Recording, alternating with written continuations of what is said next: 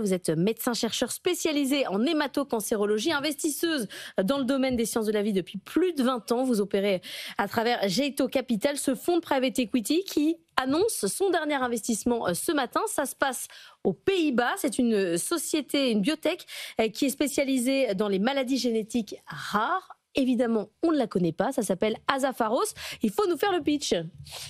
Eh ben, ravi de faire le pitch puisque c'est exactement dans la stratégie d'investissement de Jeito Capital qui est d'investir dans des sociétés de biopharma qui développent des médicaments qu'on veut accélérer dans leur développement pour bénéficier aux patients. Et ce sont des médicaments innovants qui apportent une grande valeur aux patients avec un besoin important dans des maladies graves, mais aussi à la société. Et c'est exactement le cas de Azafaros, puisque Azafaros traite avec ces médicaments des maladies qui sont ce qu'on appelle neurométaboliques. C'est quoi? C'est que ce sont des patients qui ont, dès le plus jeune âge, des bébés ou un peu plus âgés, qui révèlent une maladie qui leur fait une accumulation de graisse dans l'organisme, dans leurs cellules. Ils n'arrivent pas, ils ont un manque d'une enzyme qui n'arrive pas à décharger de ces toxines graisseuses dans les cellules, avec une atteinte dans plusieurs organes, le foie, la rate, le poumon aussi, mais de façon très grave, le système nerveux, donc le cerveau,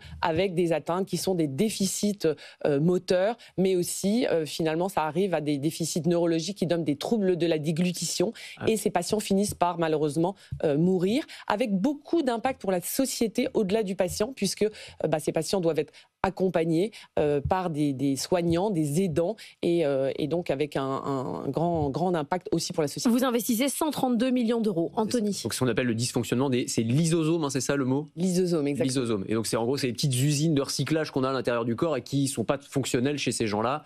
Et donc ça les empêche d'éliminer finalement, et ça génère des toxines, quoi. Ça génère des toxines et ça tue les cellules. Et ça représente quoi comme marché? Parce qu'il faut parler en termes de marché.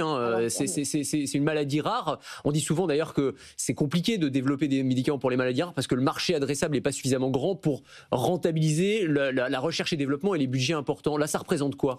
Alors ça représente donc les maladies, les 3 maladies qu'ils vont traiter avec la même molécule, donc Niemann-Pick et gangliosidase 1 et 2, représentent plus de 1 milliard de pics de vente futurs par an.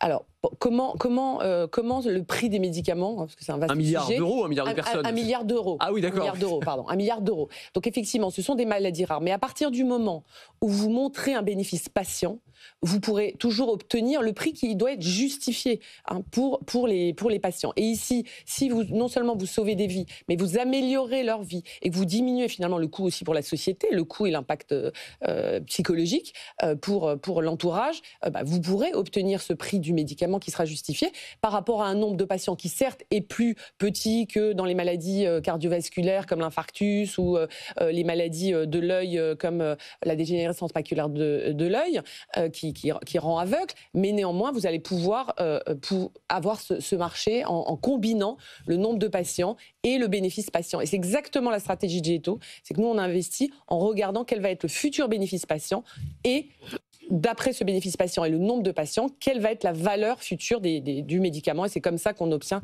notre performance financière.